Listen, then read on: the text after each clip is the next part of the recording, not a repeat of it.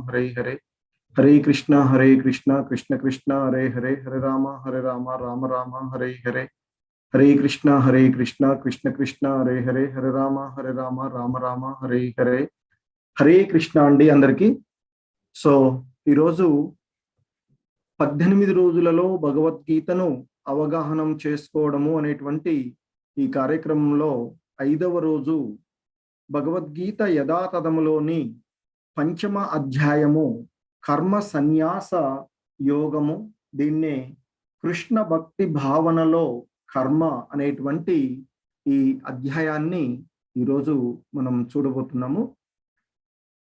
So ఈ అధ్యాయంలోని మొదటి శ్లోకం అర్జునుడు చేత చెప్పబడుతుంది.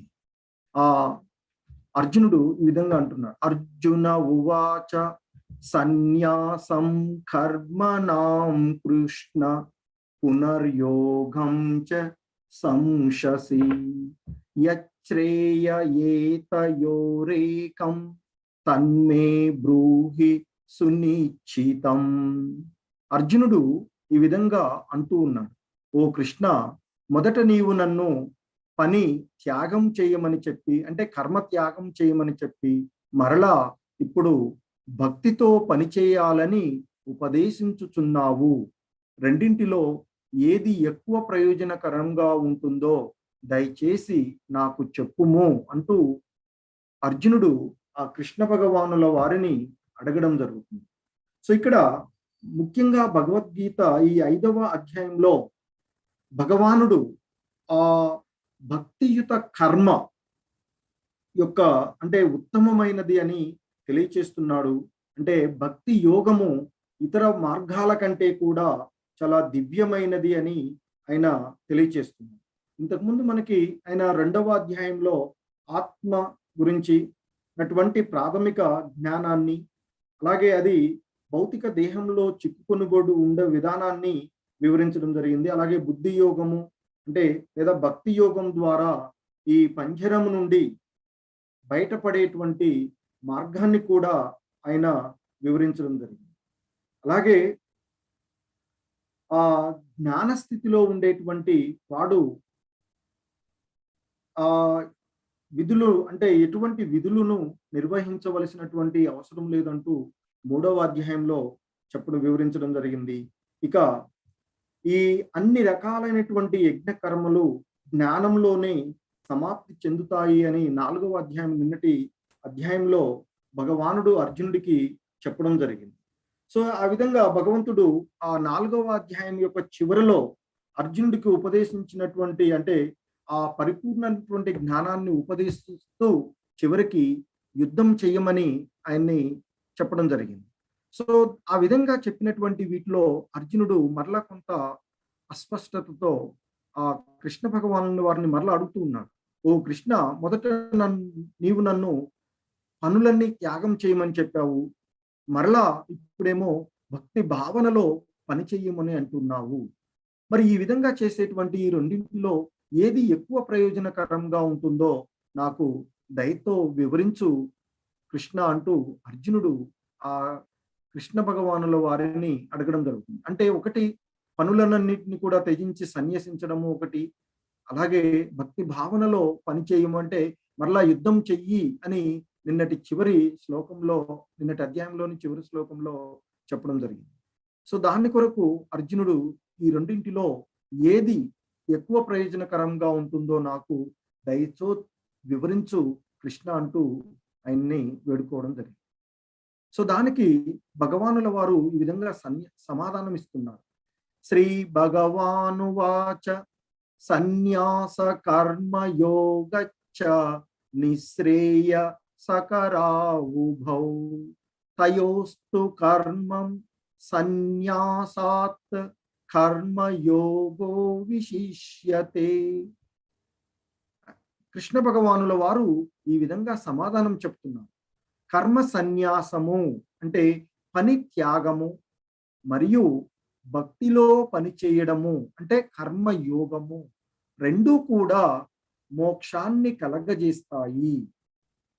కానీ ఆ రెండింటిలో కర్మ సన్యాసము కంటే భక్తితో కూడిన కర్మయే మంచిది. అంటే కర్మలను త్యజించడము ఆ పనులను త్యజించడము కంటే భక్తి భావనలో పని చేయడమే ఉత్తమమైనది అంటూ, అంటే అన్ని పనులను త్యజించి ఉండడం కంటే కూడాను ఆ భక్తి భావనలో ఆ భగవంతుని యొక్క ధ్యాసతో కర్మలు అంటే ఫలాపేక్ష రహితమైనటువంటి కర్మలు చేయడమే మంచిది అర్జున అంటూ, ఆ అర్జునుడు అడిగినటువంటి దానికి కృష్ణ భగవానుల వారు ఈ శ్లోకంలో సమాధానం ఇచ్చారు. ఏమని? అంటే పనిని త్యజించి ఉండడం కంటే భక్తి భావనలో పని చేయడమే మంచిది అని చెప్తున్నారు. రెండు కూడా మోక్షాన్ని కలగజేసేవే. కానీ ఆ కర్మలన్నింటినీ వదిలివేసి ఉండేటువంటి దానికంటే, త్యజించి ఉండడం కంటే భక్తి భావనలో కర్మ చేయడం అనేది మంచిది. కానీ రెండు కూడా మోక్షాన్ని కలగజేసేవే అంటూ తెలియచేస్తున్నారు. అయితే ఆయన చెప్తున్నారు ఇక్కడ, మనం చేసేటువంటి పనులన్నీ కూడా ఆయన చెప్తున్నారు, but do it for me and I will take care of the fruits for you. మనము ఆ భగవంతుని యొక్క భావనలో అంటే భక్తి భావనలో పనులు చేస్తూ ఉన్నట్లయితే మనకి ఏమి కావాలి అనేటువంటి ఆ ఫలాలని ఆయనే ఇస్తారు అని చెప్తున్నారు. కాబట్టి మనం ఫలాపేక్ష రహితమైనటువంటి కర్మలను చేస్తూ ఉన్నట్లయితే మనకు ఏం కావాలో అవి ఆ భగవంతుడే ఫలితాలను ఇస్తాను అని చెప్తూ ఉన్నారు. సో సాధారణంగా ఒక భక్తుడు మరియు భక్తి భావనలో లేనటువంటి వారి గురించి చూసుకున్నట్లయితే ఆ భక్తుడు ఎప్పుడు కూడా ఏదైనా మనం సంపాదించుకున్నట్లయితే అదంతా కూడా ఆ భగవంతుని యొక్క దయతో మనకు లభించింది అని భక్తుల యొక్క భావన ఉంటుంది. అంటే కృష్ణ భక్తి భావనలో కృష్ణ చైతన్యంలో పనిచేసేటువంటి వారు ఎల్లప్పుడూ కూడా ఈ విధంగా భావిస్తూ ఉంటారు. It's all Krishna's mercy. అంటే కృష్ణుడి యొక్క కరుణతో నాకు ఇదంతా లభించింది. ఏది సంపాదించుకున్నా ఏది మనకు వచ్చినా అదంతా కూడా ఆ భగవంతుని యొక్క కృప ద్వారా మనకు వచ్చింది. మనం చేసినటువంటి పనులకు ఫలితము ఆ భగవంతుడు ఇచ్చాడు అని ఆలోచిస్తున్నారు. కానీ అలా కాకుండా ఒక భక్తి భావనలో లేకుండా ఉండేటువంటి వారు ఎల్లప్పుడూ కూడా వారు ఏది సంపాదిస్తే దాన్ని అది నేను సంపాదించుకున్నాను, అది నాది అనేటువంటి భావనలో ఉండిపోతారు అని అంటూ ఉన్నారు. ఇంకా చెప్తున్నారు, జ్ఞేయస నిత్య సన్యాసి యో న ద్వేష్టి న కాంక్షతి నిర్ద్వందో హి మహాబాహో సుఖం బంధాత్ ప్రముచ్యతే. ఇంకా చెప్తున్నారు ఆయన, తన కర్మ ఫలాలను ద్వేషించని వాడు, కోరని వాడు నిత్య సన్యాసి. ఓ మహాబాహువులు కలిగిన అర్జున, సకల ద్వంద్వాల నుండి విడివడిన అలాంటి వ్యక్తి సులభంగా ఈ భవబంధనాల నుండి ముక్తి పొందుతాడు అంటూ చెప్తూ ఉన్నారు. అంటే ఇక్కడ ఆ కృష్ణ భక్తి భావనలో ఉన్నటువంటి వాడు ఎవరు కూడా తన కర్మ ఫలాలను ద్వేషం గాని అలా లేదా కోరిక గాని లేని కారణంగా అతడు నిత్య సన్యాసి అయి ఉంటాడు అని చెప్తున్నారు. సో అందుకే చెప్తున్నారు ఆయన, సకల ద్వంద్వాల నుండి, అంటే సుఖ దుఃఖాలు, లాభ నష్టాలు, మాన అవమానాలు అనేటువంటి వాటి నుండి విడిపడినటువంటి ఆ వ్యక్తి ఎవరైతే, అంటే ఆ నిత్య సన్యాసిగా ఉండేటువంటి వారు ఎవరైతే ఉన్నారో, ఆ కృష్ణ భక్తి భావనలో ఎవరైతే పనిచేస్తూ ఉన్నారో అటువంటి వ్యక్తి సులభంగా భవబంధనాల నుండి విముక్తి పొందుతాడు. అంటే ఈ సంసార సాగరము నుండి బయటపడతాడు అని, అంటే ఈ జనన మరణ చక్రాల నుండి బయటపడి ఆ భగవంతుని యొక్క దివ్యధామాన్ని చేరుకోగలడు అని చెప్తూ ఉన్నారు. సో ఇక్కడ మనకి ఒక ఉదాహరణగా వైరాగ్యం యొక్క సరైనటువంటి అవగాహనకి ఇక్కడ రాజా అంబరీష్ ని తీసుకోవడం జరుగుతుంది. ఆయన ఒక భాగవోత్తముడు, మంచి విష్ణు భక్తుడు అని చెప్తారు. ఆయన అలాగే మనకి దుర్వాస ముని అని వింటూ ఉంటాం. ఆ దుర్వాస ముని చాలా కోపిష్టివాడు అని అంటుంటారు. సో మరి ఆయన ముని, మహాముని, చాలా గొప్ప శక్తులు పొందినటువంటి వాడు, సన్యాసిగా ఉండేటువంటి వాడు, ఆ అడవుల్లో అంటే సన్యాసం స్వీకరించినటువంటి వాడు, అడవులలో ఉండేటువంటి మహా గొప్ప ముని ఆయన. అయితే ఇక్కడ మరి వైరాగ్యానికి సరైనటువంటి అవగాహన తీసుకున్నట్లయితే ఈ అంటే ఈ గృహస్థ ధర్మంలో ఉంటూ అంటే రాజుగా రాజ్యాన్ని పరిపాలిస్తూ ఒక భక్తి భావనలో పనిచేసినటువంటి వాడే సరైనటువంటి వైరాగ్యాన్ని ప్రదర్శించాడు అనే దానికి ఇక్కడ అంబరీషుడు స్టోరీ చెప్తారు. అంబరీషుడు ఒక మంచి విష్ణు భక్తుడు. ఆయన యొక్క భక్తికి మెచ్చి ఆ విష్ణువు అంబరీషునికి ఆ విష్ణు చక్రాన్ని రక్షణగా ఇచ్చారు అని చెప్తారు. ఎప్పుడు కూడా ఆయన చాలా భక్తి భావనలో ఉండుకుంటూ తన రాజ్యంలో ఉండేటువంటి ప్రజలందరినీ కూడా చాలా సంతోషంగా ఉండే విధంగా పరిపాలిస్తూ ఉన్నాడు అని చెప్తుంటారు. ఆయన ఎప్పుడు కూడా ఆ భగవంతుణ్ణి నిరంతరము భక్తి భావనలో సేవిస్తూ ఉండేవారట. ఏకాదశి వ్రతాలు చేస్తూ ఉండేవాడు. ఒకసారి ఏకాదశి వ్రతం చేసి ఆ విరమణ తీసుకునేటువంటి సమయంలో ఆయన్ని అంబరీష్ రాజు తన రాజ్యంలో ఉండేటువంటి పెద్దవారిని అందరినీ కూడా అక్కడికి పిలిచి సాదరంగా ఆహ్వానపరిచి వారికి అందరికీ కూడా ఆ విరమణ ద్వాదశ గడియలలో ఆ ఏకాదశి వ్రతం విరమించే సమయంలో వారందరికీ కూడా పిలుస్తాడు. సో ఆ సమయంలో అంబరీషుడు కూడా ఇక్కడ అంబరీషుడు దగ్గరికి దుర్వాస ముని కూడా వస్తారంట. ఆ వచ్చినప్పుడు దుర్వాస మునికి ఎదురుగా వెళ్ళి ఆయన ఆ మునిని చాలా సాదరంగా ఆహ్వానపరిచి అతిథి మర్యాదలు ఇచ్చేసి మీరు మా ఆతిథ్యం స్వీకరించవలసింది అని కోరుకుంటాడు. అప్పుడు ఆ దుర్వాస ముని అంటాడు, నేను చాలా దూరం నుండి ప్రయాణించి వచ్చాను, అలసిపోయి ఉన్నాను కనుక నేను నదికి వెళ్ళి స్నానం చేసి వస్తాను అని చెప్తాడు. సరే మీరు వచ్చేలోపు మేము అన్ని ఏర్పాటు చేసుకుంటాము అని చెప్తాడు. ఆ నదికి స్నానానికి వెళ్ళినటువంటి ఆ దుర్వాస ముని ఎంతసేపటికి రాకుండా చాలా లేట్ అవుతుంది. ఇక్కడేమో ఏకాదశి గడియలు అంటే వెళ్ళిపోయేటువంటి సమయం వస్తుంది, ద్వాదశి గడియలు వస్తుంది.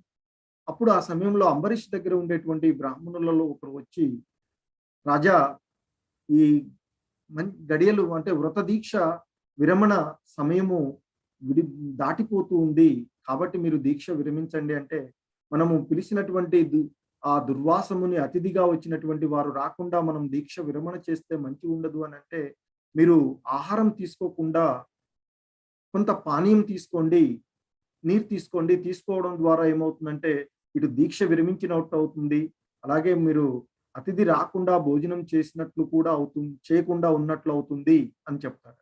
సరే అని ఆ బ్రాహ్మణుడు చెప్పినట్లుగా కొంత తులసి నీరు తీసుకుంటాడు.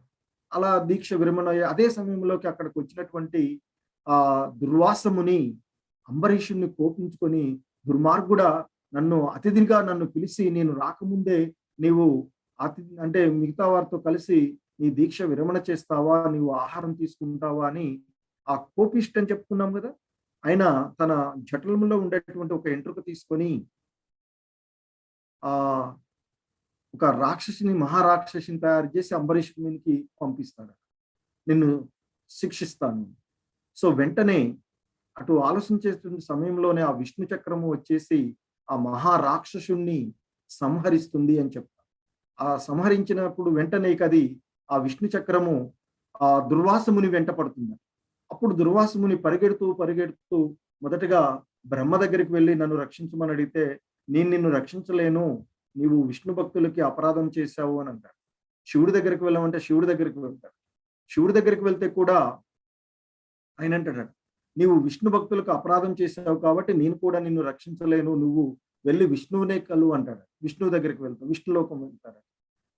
అలా అక్కడికి వెళ్తే విష్ణు అంటారు, నీవు నా భక్తుడికి అపచారం చేశావు కాబట్టి నేను నిన్ను క్షమించను, మరలా వెళ్ళి నా భక్తుడిని వేడుకో అని చెప్తారు. అప్పుడు మరలా తిరిగి వచ్చి ఆ అంబరీషుడిని వేడుకుంటే అప్పుడు అంబరీషుడు ఆ విష్ణు చక్రంతో చెప్తారు, నేను అతిథిగా వచ్చినప్పుడు ఆ దుర్వాసముని పైన ఏ అభిప్రాయంతో ఉన్నానో అదే అభిప్రాయంతో ఇప్పుడు నేను ఉన్నాను అని ఆ అంబరీషుడు అంటే భక్తుడు ఎటువంటి విచలనం లేకుండా సరైనటువంటి వైరాగ్యం, ఎప్పుడు మొదట్లో ఆయన పైన నాకు ఏ విధమైనటువంటి గౌరవం ఉన్నదో ఇప్పుడు కూడా అదే విధమైనటువంటి గౌరవం ఉన్నది, ఆయన చాలా మహాముని, ఆయన క్షమించండి అని అంటే ఆ విష్ణు చక్రం ఆగిపోతుంది.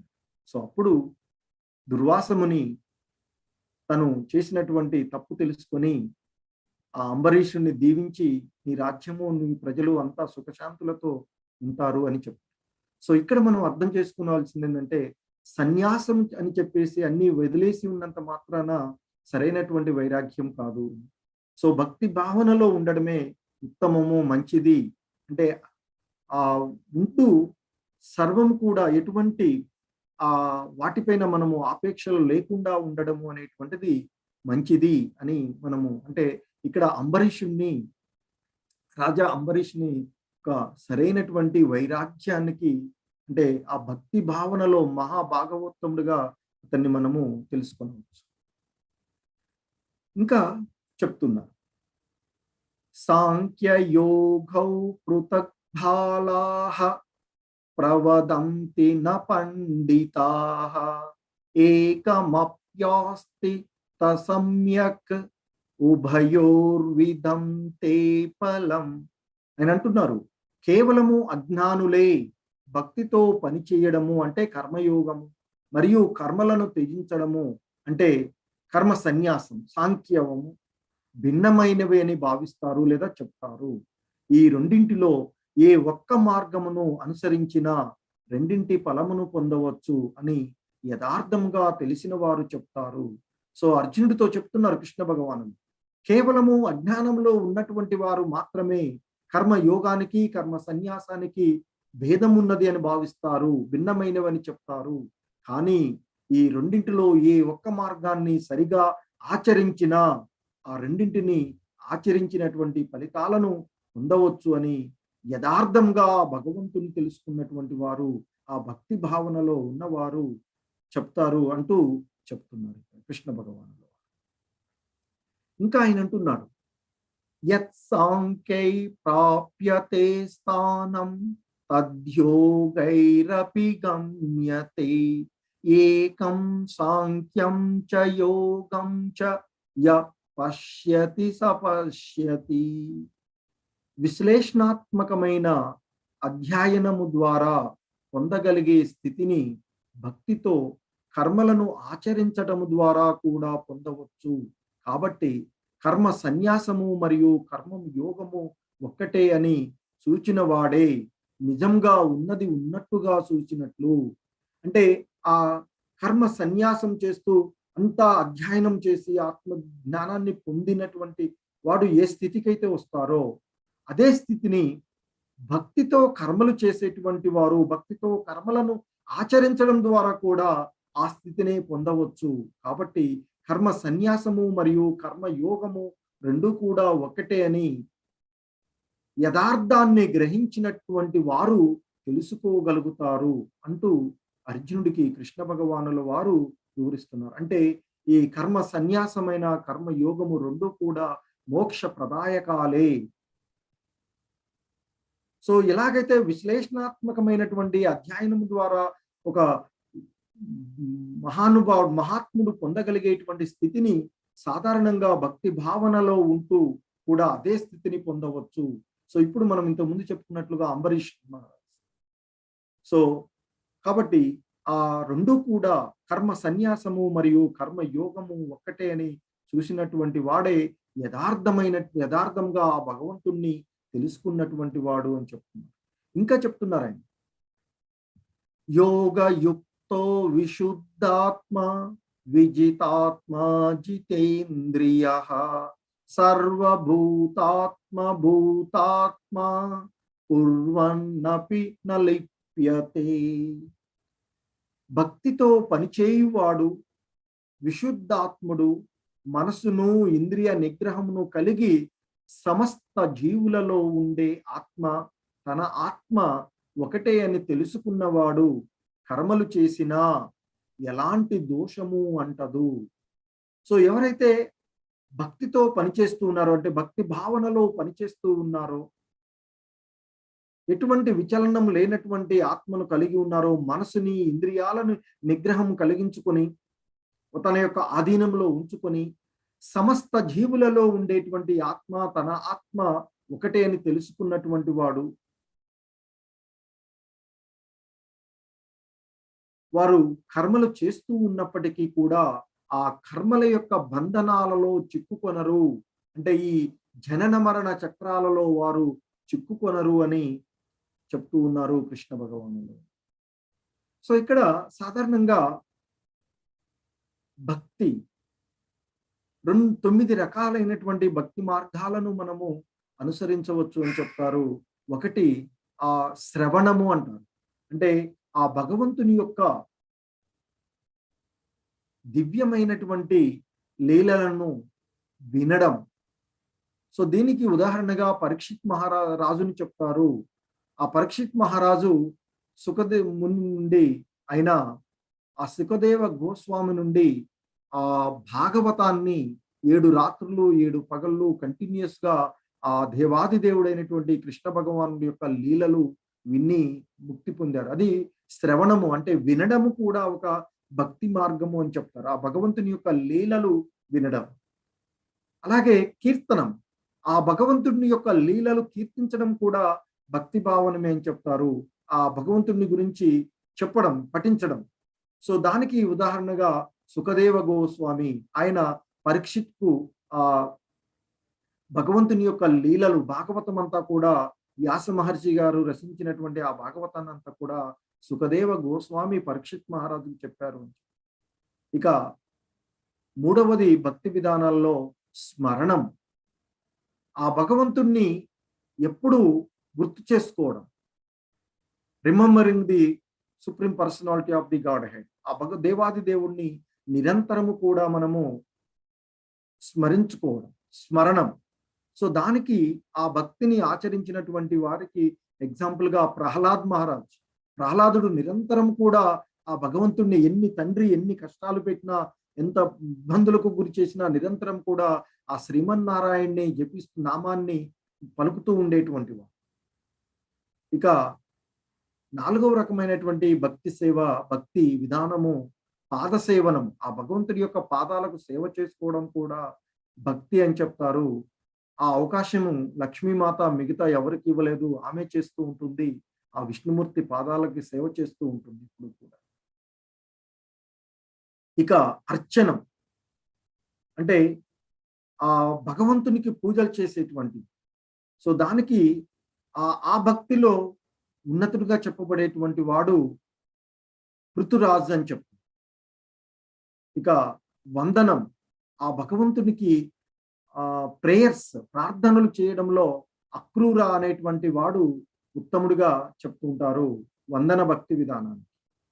ఇక దాస్య భక్తి, దాస్యం సేవ చేయడం, భగవంతునికి సేవ చేయడం, ఆయన యొక్క ఆజ్ఞలు పాటించడం.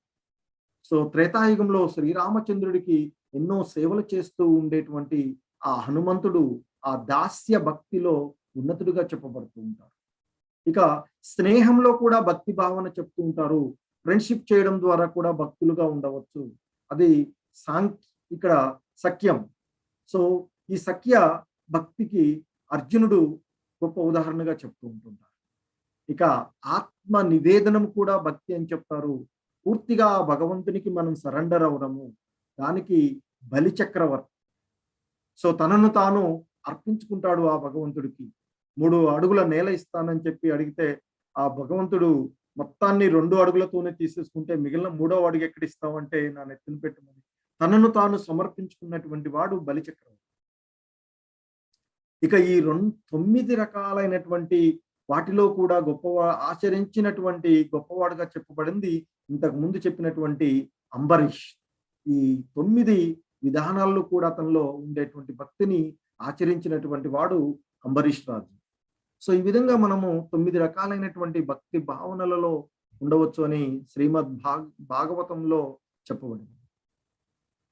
ఇంకా చెప్తున్నారు ఆయన, బ్రహ్మణ్యాదాయ కర్మాణి సంఘం త్యక్త్వా కరోతి యః లిప్యతే న స పాపేన పద్మపత్రమివాంబసా. సో ఆయన చెప్తున్నారు ఇక్కడ, ఫలితాలను భగవంతునికి అప్పగించి ఆసక్తులు లేకుండా తన కర్తవ్యాన్ని నిర్వర్తించేవాడు తామరాకు నీటితో తడవనట్లుగా పాప చర్యల ద్వారా ప్రభావితుడు కాడు. సో తామరాకు నీటిలోనే ఉంటూ ఉంటుంది, కానీ అది నీటితో తడవదు అని చెప్పు. సో అదే మాదిరిగా ఎవరైతే ఫలితాలను భగవంతునికి అప్పగించి ఆ ఫలితాలపైన ఆసక్తి లేకుండా ఆ చేసేటువంటి పని తన యొక్క కర్తవ్యంగా ఎవరైతే నిర్వహిస్తూ ఉంటాడో అటువంటి వాడు ఆ కర్మల యొక్క బంధనాలలో చిక్కుకొనడు. ఎలాగంటే తన చుట్టూ నీరు ఉన్నప్పటికీ తామరాకు ఏ విధంగా నీటితో తడవకుండా ఉంటుందో అదే మాదిరిగా తన చుట్టూ అనేక కర్మ బంధనాలు ఉన్నప్పటికీ ఆ బంధనాలలో అతడు చిక్కుకోడు అని చెప్తూ ఉన్నారు. సో దీనికి మనము శ్రీల ప్రభుపాదులను జగద్గురువు ఈ ఇస్కాన్ సంస్థ వ్యవస్థాపక ఆచార్యులైనటువంటి శ్రీల ప్రభుపాదులను చెప్పచ్చు. ఎందుకంటే ఆయన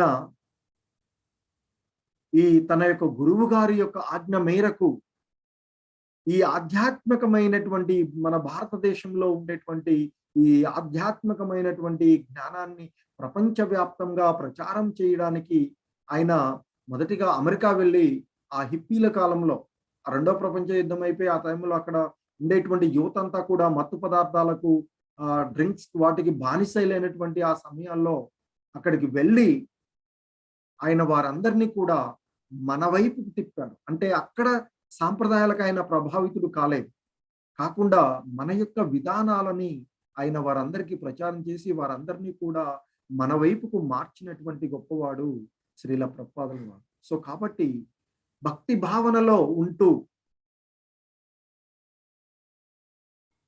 ఫలితాలను ఆశించకుండా భగవంతుని కోసమే తను సేవలు చేస్తూ ఉన్నట్లయితే అటువంటి వారు ఈ బంధనాలలో ఈ పాపపు చర్యలలో వారు చిక్కుకొనరు, ఈ భవబంధనాలలో వారు చిక్కుకొనరు అని చెప్తూ ఉన్నారు.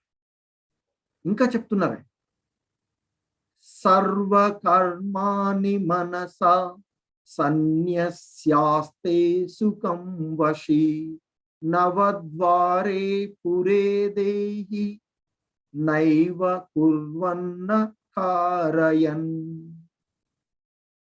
ఇక్కడ దేహదారి తన స్వభావాన్ని నియంత్రించి అన్ని కర్మలను మానసికంగా త్యజించినప్పుడు, అంటే జీవాత్మ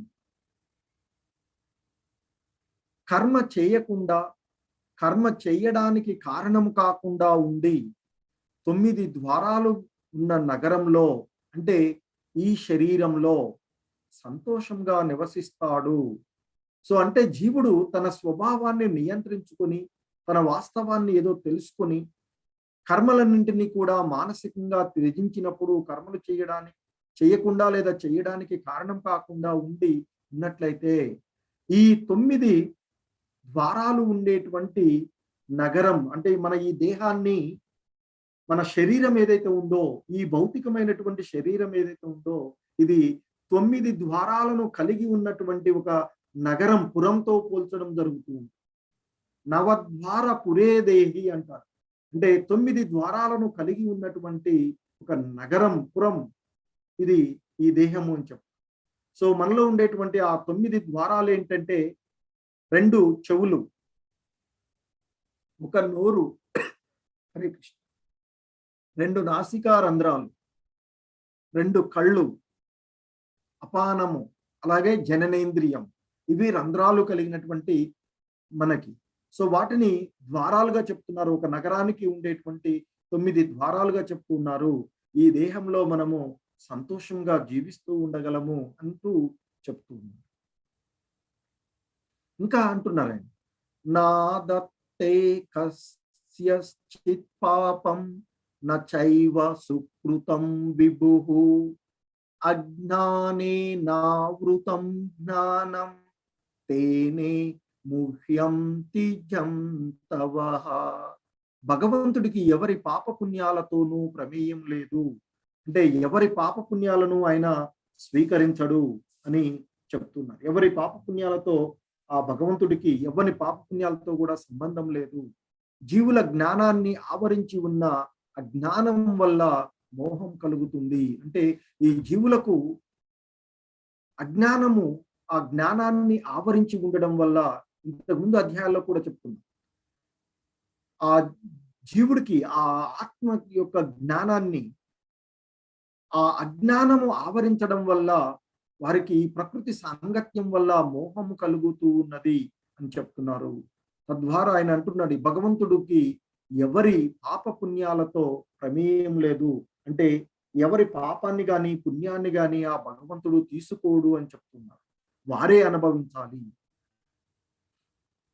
ఇక్కడ మళ్ళా చెప్తున్నారు ఆయన, జ్ఞానేన తు తదజ్ఞానం ఏషాం నాసితమాత్మనః తేషామాదిత్యవజ్ఞానం ప్రకాశయతి తత్పరం.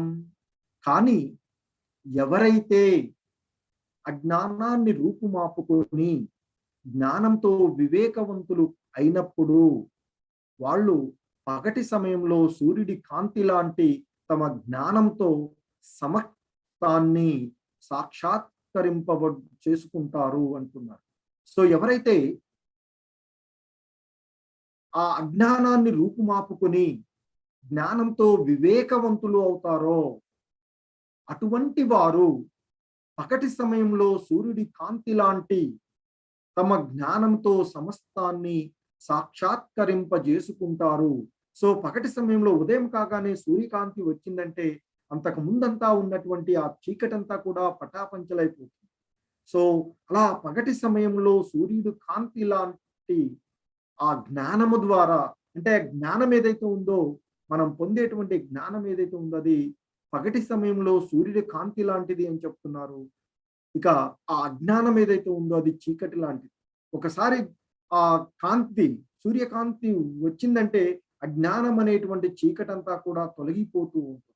సో కాబట్టి ఆ జ్ఞానంతో వివేకవంతులైనటువంటి వారిలో ఆ అజ్ఞానమంతా తొలగించబడి వారు జ్ఞానవంతులై పగటి సమయంలో సూర్యుడి కాంతి వల్ల ఎలాగైతే తేజోవంతంగా ఉంటుందో వారు కూడా అలా తేజోవంతం అవుతారు అని చెప్తూ ఉన్నారు.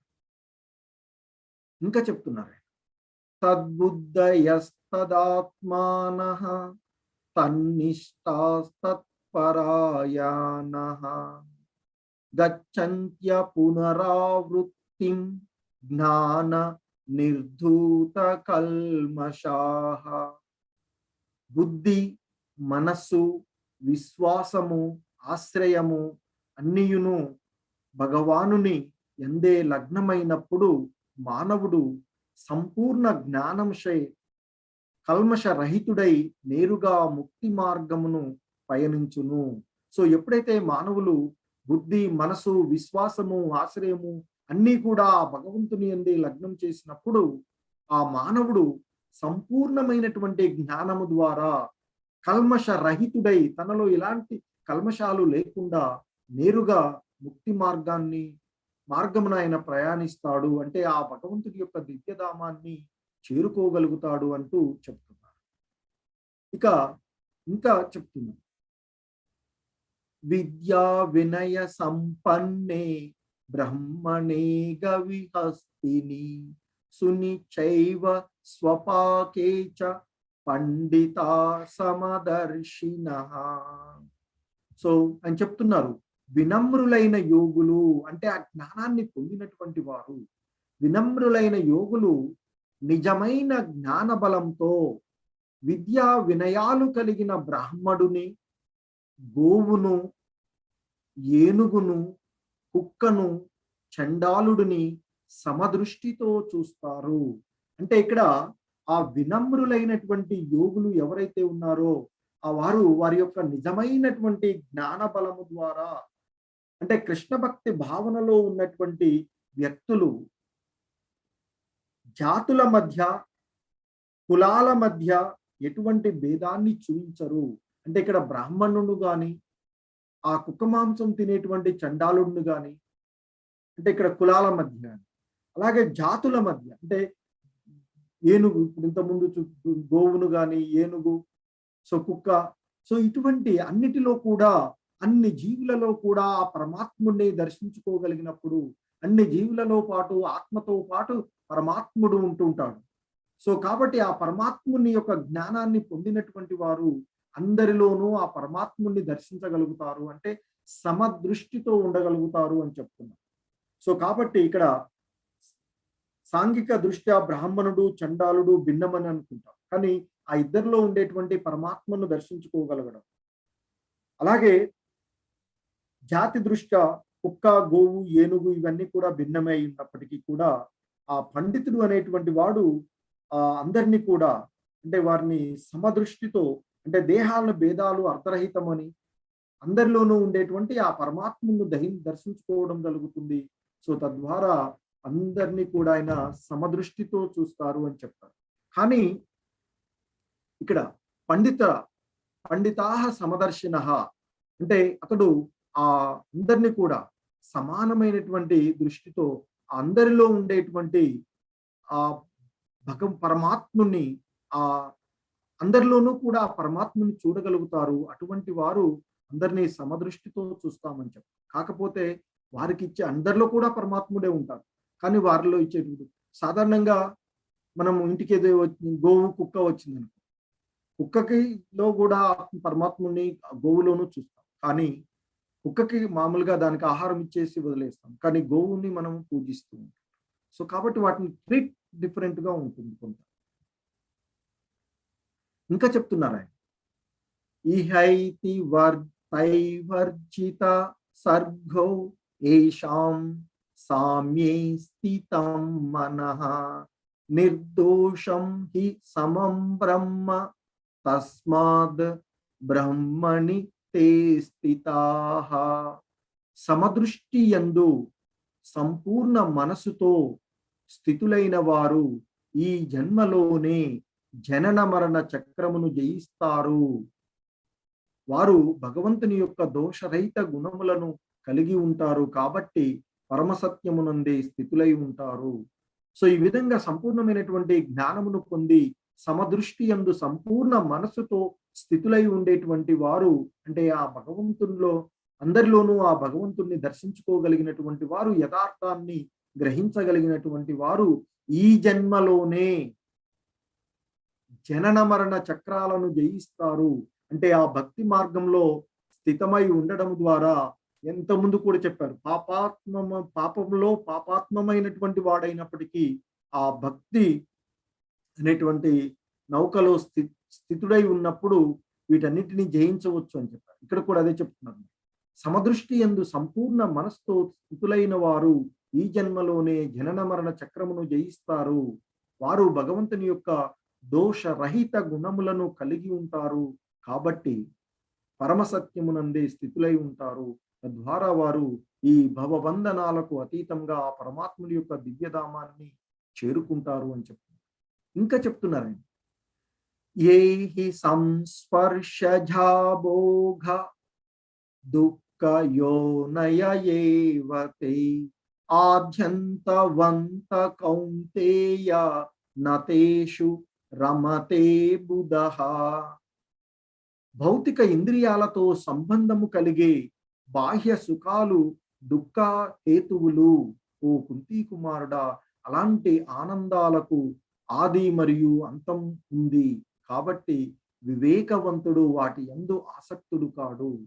సో మనం చూసేటువంటి భౌతికమైనటువంటి ప్రపంచంలో భౌతికమైనటువంటి ఆనందాలు, డ్రింక్స్ లేక ఇంకా ఏదో ఈ భౌతికమైనటువంటి ఆనందం, ఇవన్నీ కూడా బాహ్య సుఖాలు, ఇవన్నీ కూడా దుఃఖానికి కారణమైనటువంటివి.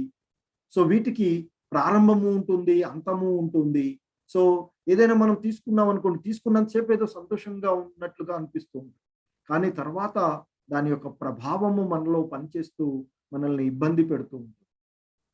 సో కాబట్టి అవి దుఃఖ హేతువులుగా ఉంటాయి.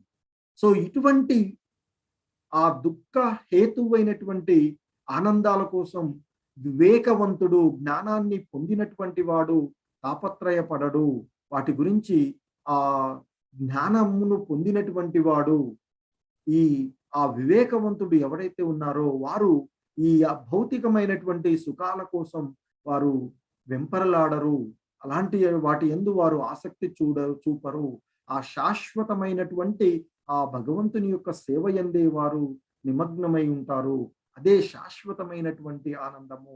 ఈ బాహ్య సుఖాలన్నీ కూడా దుఃఖాలకి కారణమయ్యేటువంటివి అని తెలుసుకున్నటువంటి వారు ఈ బాహ్య సుఖాల వైపుకు వెంపరలాడరు అని చెప్తున్నారు.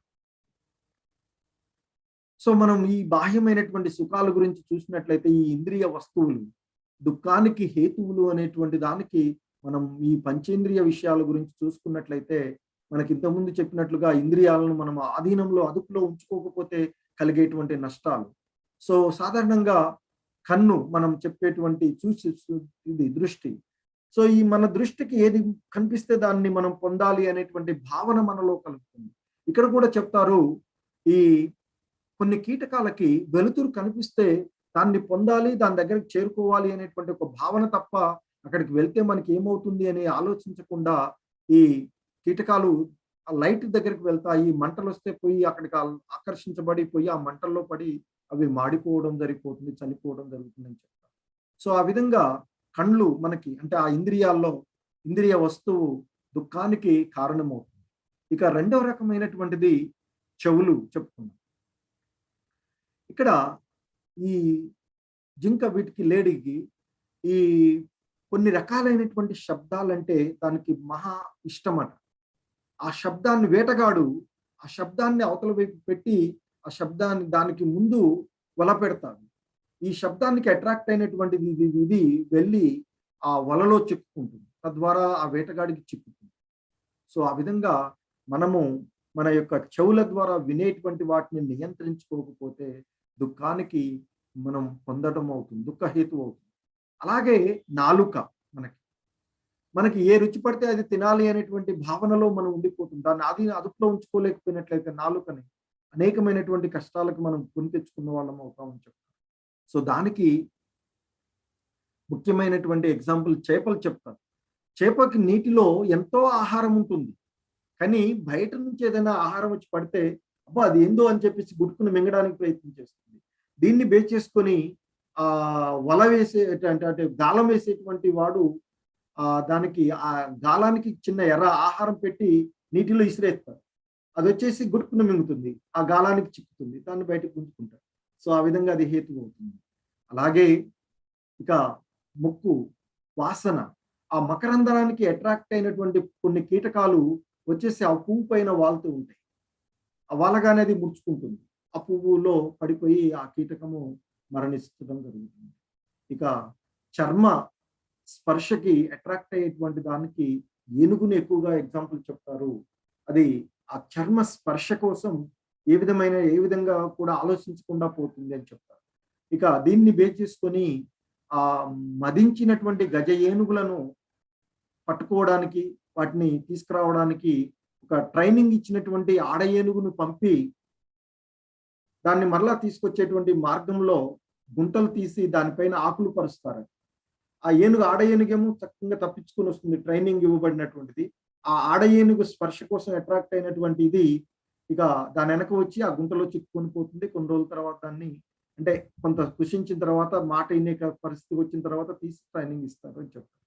సో ఈ విధంగా ఈ ఇంద్రియ వస్తువులు దుఃఖానికి కారణము, బాహ్యమైనటువంటివి అన్నీ కూడా బాహ్య సుఖాలు దుఃఖానికి కారణాలు అని చెప్తూ ఉంటున్నారు.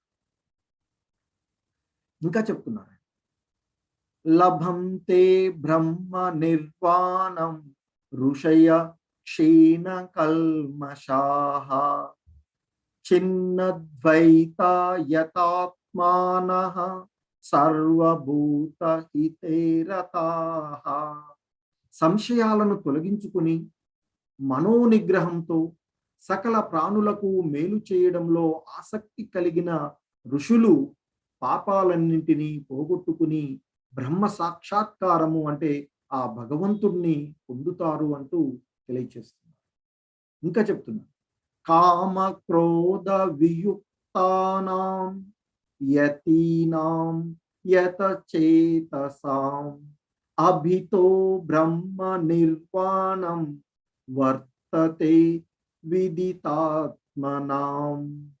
కామ క్రోధాల నుండి విడిబడిన వారు, ఆత్మదర్శులను, ఆత్మ సమయమును కలిగిన వారును, సంపూర్ణత్వము కొరకు నిరంతరము యత్నించువారును అగు మహాత్ములు నిశ్చయంగా అచిర కాలంలోనే అంటే స్వల్ప కాలంలోనే బ్రహ్మ నిర్వాణంను పొందుదురు అంటూ ఎవరైతే ఈ కోపాలను కోరికలు కోపాలని విడిచిపెట్టిన ఉంటారో, అలాగే ఆత్మను దర్శించగలిగినటువంటి వారు, ఆత్మయందే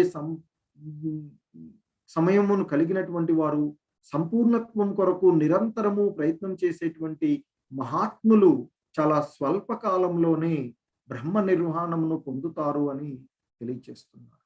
ఇక ఈ అధ్యాయం యొక్క చివరి శ్లోకంలో ఆయన ఈ విధంగా చెప్తూ ఉన్నారు. భోక్తారం యజ్ఞ తపసాం సర్వలోకమహేశ్వరం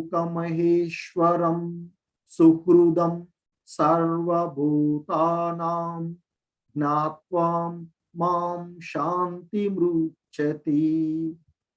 సో ఆయన చెప్తున్నారు, నన్ను అంటే ఆ దేవదేవుడైనటువంటి కృష్ణ భగవానుల వారిని సమస్త యజ్ఞములకు తపస్సులకు భోక్తని అని, సమస్త లోకముల దేవతలకు అధిపతిని అని, సర్వ ప్రాణులకు శ్రేయోభిలాషి అని తెలుసుకొనిన పిదప నా భక్తుడు శాంతిని పొందుతాడు అంటూ తెలియదు. అంటే ఆ భగవంతుని యొక్క దివ్య స్వరూపాన్ని, ఆ భగవంతుని యొక్క లీలలను, ఆ భగవంతుని యొక్క వాస్తవ తత్వాన్ని ఎవరైతే ఎరుగుతారో వారు శాంతిని పొందుతారు. మరి ఏంటి ఆ వాస్తవ తత్వం అంటే, భోక్తారం యజ్ఞ తపసాం సర్వలోక మహేశ్వరం అంటే ఆ భగవంతుడే సమస్త యజ్ఞాలకు తపస్సులకు భోక్త మరియు సకల లోకముల యొక్క దేవతలకు అధిపతి అని, అలాగే సర్వ ప్రాణుల యొక్క శ్రేయోభిలాష సుహృదం సర్వభూతానాం సర్వ ప్రాణుల యొక్క శ్రేయోభిలాష అని తెలుసుకున్న పిదప నా భక్తులు శాంతి పొందుతారు. జ్ఞాత్వా మాం శాంతి మృచ్చతి. సో ఆ విధంగా వారు శాంతిని పొందుతారు అంటూ ఆ భగవంతుని యొక్క భక్తుల గురించి ఆయన చెప్తున్నారు. సో ఆ భగవంతుడే సర్వలోక మహేశ్వరం. ఆయనే నిజమైనటువంటి నియంత్రికుడు, సర్వలోకాలను నియంత్రించేటువంటి వాడు ఆ మహావిష్ణువు. సో ఆయన్ని ఆ విధంగా అన్ని లోకాలను నియంత్రించేటువంటి వాడు, అన్ని లోకాల దేవతల యొక్క అధిపతి ఆ భగవంతుడు, ఆ కృష్ణ భగవానుల వారే అని, ఆయనే అన్నిటికీ భోక్త అని ఎవరైతే తెలుసుకుంటున్నారో, అలాగే ఇంకా అందరికీ కూడా నిజమైనటువంటి స్నేహితుడు, సుహృదం సర్వభూతానాం అన్ని జీవులకు కూడా మహోన్నతమైనటువంటి నిజమైనటువంటి శ్రేయోభిలాషి స్నేహితుడు ఎవరంటే ఆ కృష్ణ భగవానుల వారు. సో దానికి మనము ఈ అనేక స్టోరీలు చూసుకోవచ్చు. ఆ భగవంతుడి యొక్క స్నేహ భావం ద్వారా ఉండేటువంటి ఆయన అందరికీ కూడా నిజమైనటువంటి స్నేహితుడు. సో మరి శాంతిని పొందడానికి ముఖ్యమైనటువంటి హిస్ ఫార్ములా ఏంటంటే, ఇక్కడ Krishna is the supreme enjoyer. కృష్ణుడే, ఆ దేవాది దేవుడైనటువంటి కృష్ణుడే అన్నిటికీ కూడా భోక్త అని ఎవరైతే తెలుసుకుంటున్నారో వారు శాంతిని పొందుతారు అని చెప్తారు. Krishna is the supreme controller. ఆయనే కూడా మొత్తాన్ని నియంత్రించేటువంటి వాడు, ఈ సృష్టి విశ్వానంతా నియంత్రించేటువంటి వాడు కృష్ణుడు అని ఎవరైతే తెలుసుకుంటున్నారో. ఇక Krishna is our only well wishing friend. ఆయనే మనకి ఒక సుహృదమైన మంచి స్నేహితుడు, ఒక శ్రేయోభిలాషి అయినటువంటి మిత్రుడు అని ఆయన్ని మనం ఎవరైతే భావిస్తున్నామో వారు శాంతిని పొందుతారు అని చెప్తున్నారు. సో దాన్ని మనం అది అవగాహన చేసుకోవడానికి ఈ కలియుగంలో ఈ కల్మషాల నుండి బయటపడడానికి మనకున్నటువంటి మహోన్నతమైనటువంటి అవకాశము ఆ హరినామ సంకీర్తన. జపించండి. హరే కృష్ణ కృష్ణ కృష్ణ హరే హరే, హరే రామ రామ రామ హరే హరే, కృష్ణం వందే జగద్గురుం. హరే కృష్ణ అండి అందరికీ.